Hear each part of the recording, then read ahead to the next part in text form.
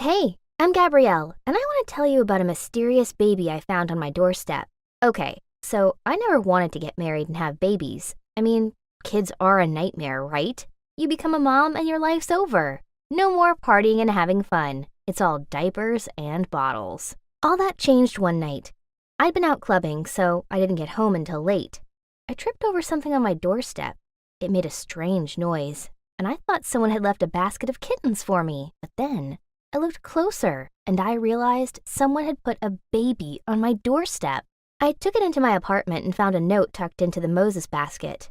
It said, "This is your baby. You got me pregnant, and I can't afford to look after her, so she's your responsibility now. Her name is Heather. Please, love her as much as I do." What? Clearly, there'd been a mistake. I'd bought my apartment recently, so the baby must have been meant for the guy who lived here before me. Well, I wasn't going to keep her. Obviously. I called the cops and they said they'd come with someone from CPS to take the baby. But while I waited for them to arrive, I was cuddling Heather and she was so cute. She had a tiny little button nose and adorable big blue eyes. She was beautiful. The cops showed up with a lady from CPS. I asked what they are going to do with Heather and they said she'd probably go into foster care and then be adopted. But if no one wanted her, she'd probably spend her life in foster homes. I couldn't let that happen. She had a mom who loved her, even if she couldn't care for her. What if she changed her mind? She'd never get her daughter back. So I did something crazy. I asked if I could keep her. Of course, it wasn't easy. I had to have interviews and assessments to make sure I'd be a good parent. It was a lot of stress, but I had a good job with plenty of savings, and at last, Heather came home to live with me. Once Heather was mine, I wondered whether I'd done the right thing. It's hard work looking after a baby, and when your baby cries all night, it's hard to do a good job the next day. I was head of marketing at a fashion label, so I was seriously regretting adopting Heather. But then I hired Charlene, my neighbor, as a live-in nanny. She saved my life. She moved in with us right away. She was the one who got up in the middle of the night to give Heather a bottle so I could sleep. Charlene was awesome. She looked after Heather while I was at work, took her to all the Mommy and Me classes, and made sure my baby got plenty of cuddles when I wasn't there. I looked after Heather at the weekend, so Charlene could have a break. But most of the time, she would insist on hanging out with us. Things were great for a while, but when Heather started school, I told Charlene we didn't need her anymore. She started crying, and she didn't want to leave. She said we were like family. We agreed Charlene could stay on as my housekeeper. She cleaned while Heather was at school. Then she looked after her until I came home from work. Heather loved that Charlene was still living with us. She called her my second mommy. But not long after Heather's 10th birthday, I lost my job when the company I was working for went bust. But nobody wanted to hire me. I was so high level and experienced, it was hard to find the same kind of job. When I applied for lower positions, everyone said I was overqualified. I had enough money saved up to pay my bills for a few months, but if I didn't find another job soon, we were going to be in trouble. It absolutely broke my heart. But I had to let Charlene go. She begged me not to sack her. She said she'd work for nothing as long as she could stay with us. But it made me really uncomfortable, to be honest. She threw herself on her knees, tugging at my clothes and screaming she couldn't leave us. I grabbed her bag, and as I was handing it to her, it fell on the floor. To my shock, pictures of my daughter fell out of her bag. I quickly grabbed the pictures, and I couldn't believe it. She had literally taken pictures of my daughter every day. I was angry, and I wanted her out of my house quickly, so I called the cops. But then she was gone. I didn't tell Heather about the big scene with Charlene. I couldn't upset her. She loved her nanny so much. So when I told her she wasn't going to live with us anymore, she burst into tears. She asked if she could meet up with Charlene, but I said no. Heather yelled at me that I was a terrible mom, and Charlene was a better mom than I could ever be. Then she stomped off to her room, slamming the door behind her. A couple months later, I was still looking for work, but no one wanted to hire me, so I decided to set up my own marketing agency. To save money, I worked from home, which meant I could spend more time with Heather. But Heather didn't want to hang out. She was still mad at me for sending Charlene away, so whenever I asked her if she wanted to go to the movies or the mall, she said no. Until one day, Heather told me she'd join the choir at school, so she was going to be home late some nights because she needed to practice. She said one of the other moms was going to bring her back. I was just happy Heather was doing something that got her out of her room. So I told her she could be in the choir as long as she kept her cell with her and always told me where she was. Heather agreed, and for the first time in ages, she gave me a big hug. She had such a happy smile on her face. What Heather didn't know was I'd installed one of those apps on her phone that let you know where the cell was at all times. The first time she said she was at choir practice, her cell was at school a whole afternoon. But the next time she was supposed to be at choir, her cell left school and went downtown. I raced out of my apartment and got in a cab to find where my daughter had gone. She was in a diner with Charlene. I stormed in and grabbed Heather. "Why are you here? When you're supposed to be at choir," I said. Charlene was really apologetic. She said it was her fault, but she missed Heather so much she had to see her. I told her to stay away from my daughter or I'll get her arrested. I told Heather she had to quit choir, but she cried. So I said she could still be in it, but had to come straight home afterwards. I couldn't trust her not to sneak off and see Charlene again. A couple weeks later, I decided to surprise Heather after school by picking her up and taking her for a manicure. But as I got closer to the school, I saw Charlene waiting by the gates. I went up to her and asked what she was doing. She looked embarrassed and said she just happened to be in the neighborhood. I didn't believe her. She lived on the other side of town. Then Heather came out of school. She saw me talking to Charlene. She went bright red. It was obvious they'd arranged to meet up. That was it. I got a restraining order out on Charlene. She was too obsessed with my daughter. I thought that would be the end of it, but my nightmare was just beginning. Heather got really depressed after I made Charlene leave us alone. She spent all her time locked in her room and only came out for meals. She wouldn't talk to me, even when I offered to take her shopping for new clothes. So when I called her for dinner one night and she didn't answer, I thought she was sulking in her room. "That's enough, young lady. This rudeness ends now," I said as I went into her room, but it was empty. I looked all over our apartment, but I couldn't find her anywhere. My daughter was missing. I called the cops. At first, they told me she was just being a teenager and not to worry, but when I told them about the restraining order I had against Charlene, they sent someone round straight away. I was so worried. Anything could happen to my baby. What was Charlene's deal? Why was she so obsessed with my daughter? It wasn't normal for a nanny to act like this. The police told me to stay in my apartment while they looked for Heather, but I hated sitting around doing nothing. I had to do something. So I went on social media and shared pictures of Heather and Charlene, asking people to contact me if they'd seen them. And then I got a PM from a woman who lived a couple 100 miles away. She said she was sure she'd seen them staying in the same motel she was in. I forwarded my message to the cops and got straight into my car. I broke every speed limit going, but I didn't care. I had to save my daughter. When I got to the motel, there were cops everywhere. I raced over to them, but they wouldn't let me through. "What's wrong?" I yelled. "Let me get my daughter." That's when they told me Charlene had a gun, and she was threatening to hurt Heather if they didn't leave them alone. I screamed and tried to fight my way through the cops to talk to Charlene, but they were too strong. "Heather!" I cried out for my daughter, hoping she could hear me and know how much I loved her. Suddenly, there was a gunshot. My heart skipped a beat. Was my daughter dead? "Mom!" I heard Heather calling for me. I ran towards the sound of her voice as she came running out of the motel room. This time, the police let me through, and we fell into each other's arms, sobbing. She said Charlene had fired a warning shot, but the police had tasered her before anyone could get hurt. Not long after, they brought Charlene out in handcuffs. "Why?" I asked. "Because Heather's my daughter," said Charlene. She told me when she saw me, she knew I'd be a good person to look after her baby. I had a job and a stable life, and while she was an alcohol addict, she knew that childcare will take the baby away from her, so she decided to raise her in the house next door. She also watched me and Heather from my house window 24/7 until she heard I was looking for a nanny. She realized this was her chance to stay close to her daughter. She then started laughing hysterically. It was really creepy. "Why would you threaten to hurt your daughter then if you love her so much?" I screamed. She was quiet for a moment before she said, "If I can't have her, no one else should." That's when the police took her away. Heather and I were traumatized by what happened, but we're having therapy together, and it's really helping. Charlene got sent to a mental institute. She's still there, but if she ever gets out, There's no way I'm letting her anywhere near my daughter.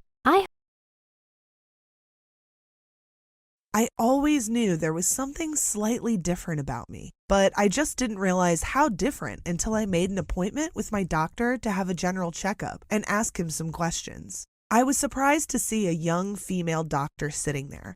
I'd been seeing the same doctor my whole life, and I really wasn't expecting someone else to be in his place. Anyway, this actually worked out pretty well because she spilled the beans on what was really going on with my health. Rosie, I see here that last year you underwent quite a serious surgical procedure. How are you feeling now? She asked, smiling kindly at me. Well, I don't think the surgery worked, I told her. I mean, look at me. I still don't have breasts or my period. The doctor shifted in her seat and adjusted her glasses. She looked a bit shocked. Hang on, maybe I'm looking at the wrong file. Sorry, it says here you had a gonadectomy and that it was successful. They removed your testes. I didn't hear anything she said after that. My head was spinning. Testes? What did she mean? And then it came back to me. I had heard that word before, the one beginning with G, gonadectomy. When I was a kid, my dad always spoke about it and how I would have it when I was older. I'd been too young to understand, and I thought it was something to do with puberty. Quickly, the doctor realized what she'd done and apologized. Then she printed my files out and suggested I go home and speak to my parents about it. And if there was any more I wanted to discuss, I could make an appointment with her at any time. On my way home, I clutched the files tightly to my chest. I needed to speak to my parents. They'd lied to me. How could they have done this to me? It all started last year when I turned 12. All of my friends had started to get their periods, and almost all of them were wearing bras. One day I plucked up the courage to ask my mom if she could buy me a bra, even though I was flat as a pancake, and she just laughed at me. Why would you need a bra? Don't be silly. Then she just changed the subject. But everyone was wearing one. It wasn't fair. I eventually went out and bought one myself and stuffed it with socks. But I was too shy to wear it to school. I just wanted to see what I'd look like with breasts. It was something I thought about all the time. Everyone around me was changing and growing, and I felt left behind. But that all changed one day when I noticed a few dark hairs growing above my lip. I was mortified and immediately plucked them out with my mom's tweezers. But the very next week, they'd grown back. I knew my mom used hair remover on her legs, so I asked if I could borrow some for my lip area. When I asked Mom this, she was busy cooking, and she almost dropped the pan of food she was carrying. I didn't understand why she was so freaked out. It was just hair. But she told me that no, I could not use her hair removal cream. And for the rest of the night, I could hear her and my dad talking in hushed whispers. Well, I wasn't going to school with a mustache, so I did the next best thing. I shaved it off with Dad's razor. I didn't need to worry about school though, because when I woke up the next day, Mom told me that we were going to see the doctor. I had no idea why. I didn't have a fever. I didn't have a stomach ache. I felt fine. But she dragged me along anyway, and her and the doctor spoke about stuff I didn't understand. Afterwards, Mom told me I would be able to get a bra soon, and that if I was lucky, my period might even make an appearance. So the next week, when she said we were going to the hospital for me to have surgery, I didn't even complain. I figured this was normal, and this was how girls became women. They had a simple surgery, and suddenly their breasts grew and their periods came. I was actually quite excited because I wouldn't need to hide my flat chest under baggy t-shirts.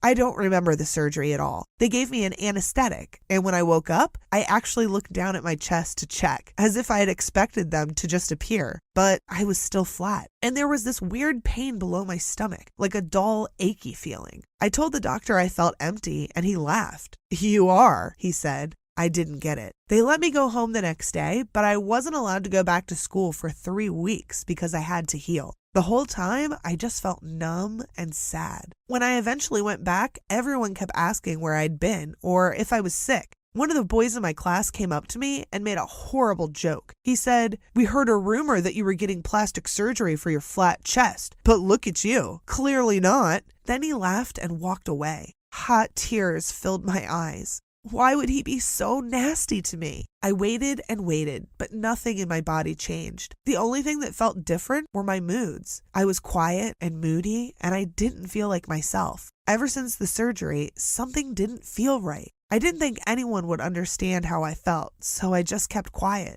One afternoon, I got home from school early, and my mom and dad had both just arrived home from work. They were talking in the lounge, and they mustn't have heard me opening the door. I froze when I realized they were talking about me. "We have to tell her. The surgery obviously didn't work. And I know she's been using my razor for that mustache of hers," my dad yelled. They were fighting, and it was about me. I could barely look at Mom as we ate dinner that night. Dad had gone out, and I had fallen asleep before he even came home. I should have just asked Mom what Dad had meant, but I was too scared. I hate hearing them arguing like that.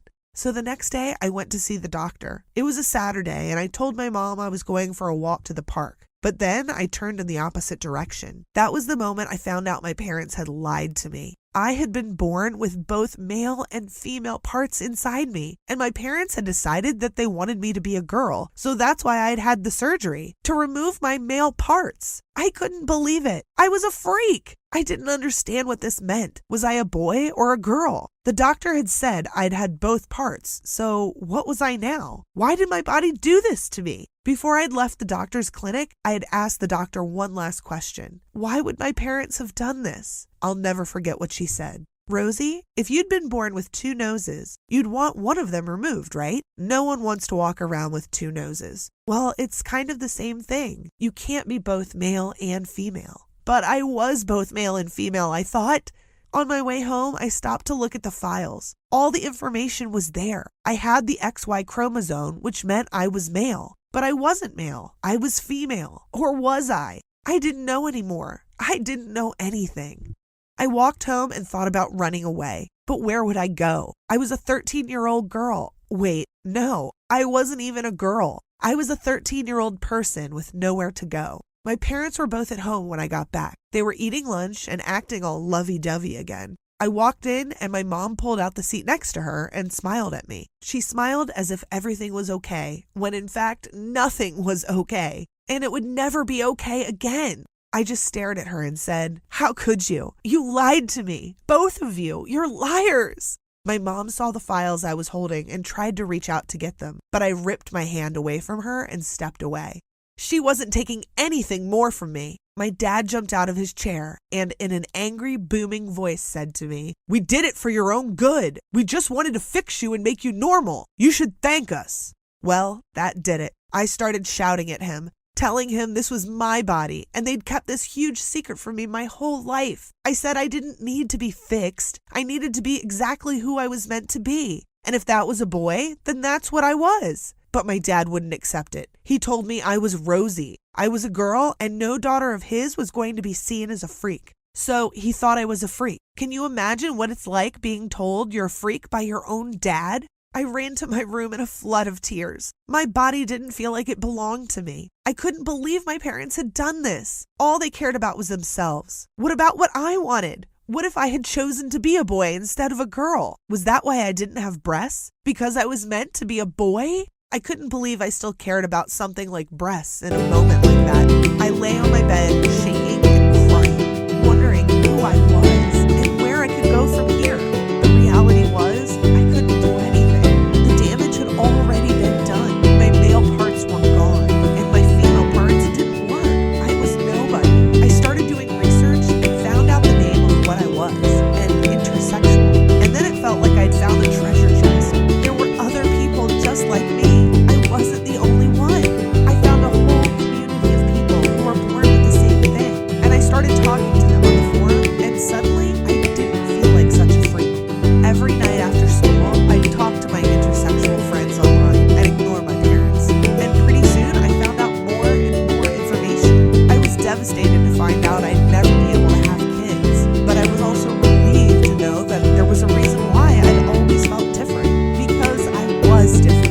As I got a bit older, I'm 17 now, I realized that I had to forgive my parents. In a way, I actually just felt sorry for them because they'd been so embarrassed when they found out they were giving birth to a baby who wasn't male or female, that they'd hidden this secret away for years. And of course, it had come back and bitten them in the back. For years, I hated myself. I constantly blamed myself for being born this way. But it's just one of those things that happens, and it's not the end of the world.